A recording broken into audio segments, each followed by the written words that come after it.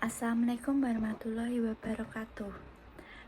Terima kasih atas waktu dan kesempatan yang telah diberikan kepada saya.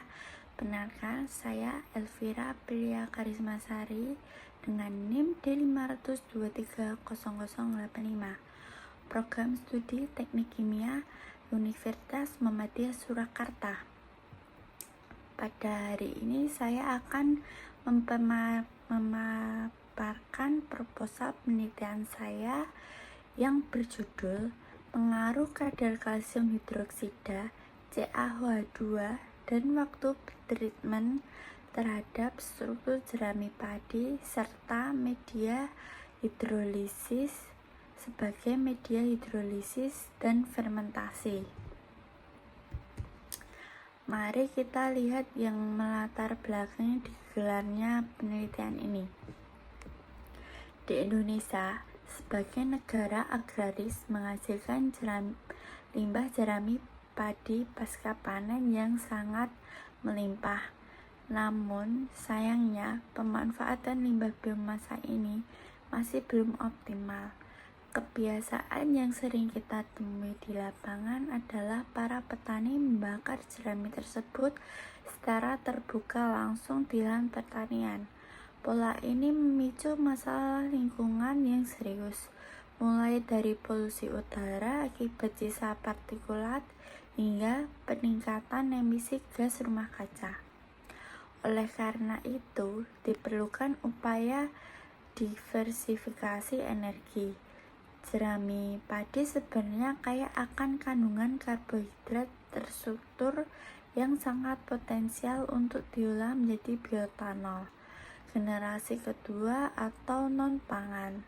Dengan memanfaatkannya, kita tidak hanya menekan angka pencemaran lingkungan, tetapi juga ikut berkontribusi dalam mewujudkan ketahanan energi nasional berkelanjutan. Dari latar belakang tersebut, permasalahan dalam penelitian ini dirumuskan ke dalam 3 poin utama. Yang pertama, bagaimana pengaruh variasi konsentrasi CaOH2 terhadap efisiensi penurunan kadar lignin atau delignifikasi pada serat jerami padi. Untuk yang kedua, bagaimana variasi waktu operasi pretreatment mempengaruhi perolehan zat glukosa setelah melewati tahapan hidrolisis. Untuk yang ketiga, apakah terdapat efek interaksi yang signifikan antara konsentrasi reagen alkali dan durasi pemanasan terhadap kadar bioetanol akhir. Sejalan dengan rumusan masalah tersebut, tujuan yang ingin dicapai dari penelitian ini adalah: pertama, menganalisis perubahan fisik dan penurunan kadar lignin pada struktur jerami padi akibat paparan CaOH2.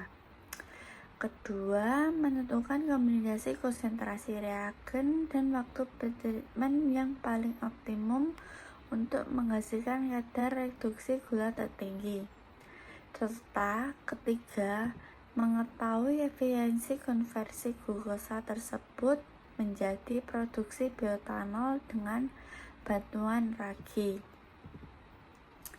Untuk memahami prinsip kerjanya, kita perlu melihat karakteristik dari bahan baku utama. Jerami padi merupakan material lignoselulosa yang tersusun atas selulosa, hemiselulosa, dan lignin. Lignin di sini memiliki sifat recalcitrans, artinya ia bertindak seperti dinding pelindung yang membungkus rapat serat selulosa, sehingga menghalangi penetrasi air maupun kinerja enzim saat hidrolisis. Disinilah peran penting dari tahapan pretreatment, yaitu untuk mendegradasi susunan lignin tersebut. Mekanisme yang saya pilih adalah delignifikasi alkali menggunakan kalsium hidroksida atau CaOH2. Larutan alkali ini bekerja dengan cara memutuskan ikatan ester dan ether yang menghubungkan senyawa lignin dengan hemilosa. Secara kimia, CaOH2 akan berdioksi menjadi ion Ca2+ dan 2OH-. Alasan pemilihan CaOH2 dibanding jenis alkali seperti NaOH adalah karena reagen ini jauh lebih ekonomis, tingkat korosifnya lebih rendah, dan residu kalsiumnya relatif lebih mudah diendapkan saat proses netralisasi nanti. Selanjutnya, pada bagian metodologi penelitian di laboratorium ini dirancang berbasis pada desain faktorial 3/2.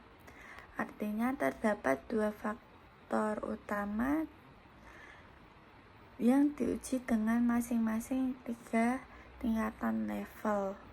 Faktor pertama adalah kadar CaOH2 dengan level 2%, 6%, dan 10%. Faktor kedua adalah waktu pretreatment dengan level 1 jam, 2,5 jam, dan 4 jam. Sementara kondisi operasi yang dijaga tetap atau dikontrol meliputi ukuran partikel jerami pada ukuran 60 micr, temperatur pemanasan, serta kondisi operasi netralisasi. Untuk variabel ini menggunakan variabel bebas konsentrasi reagen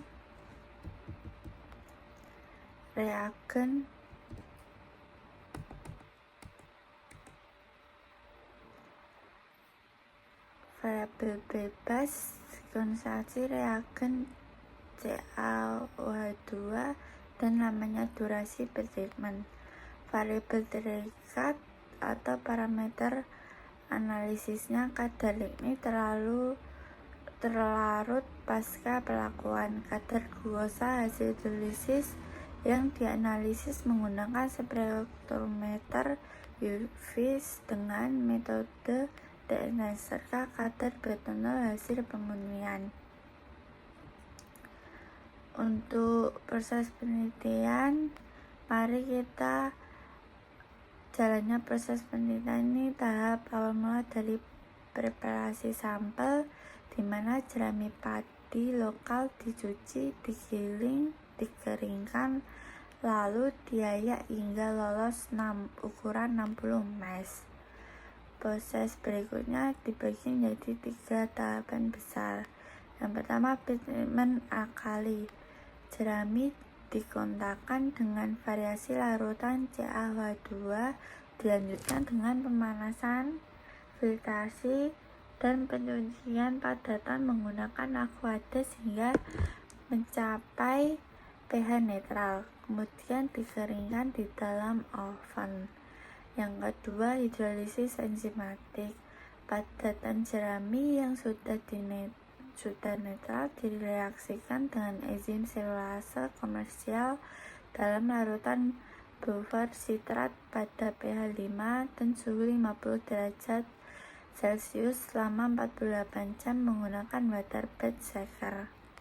Untuk yang ketiga, fermentasi distilasi cairan glukosa hasil hidrolisis dinukleasi menggunakan ragi secara anaerob selama 72 jam.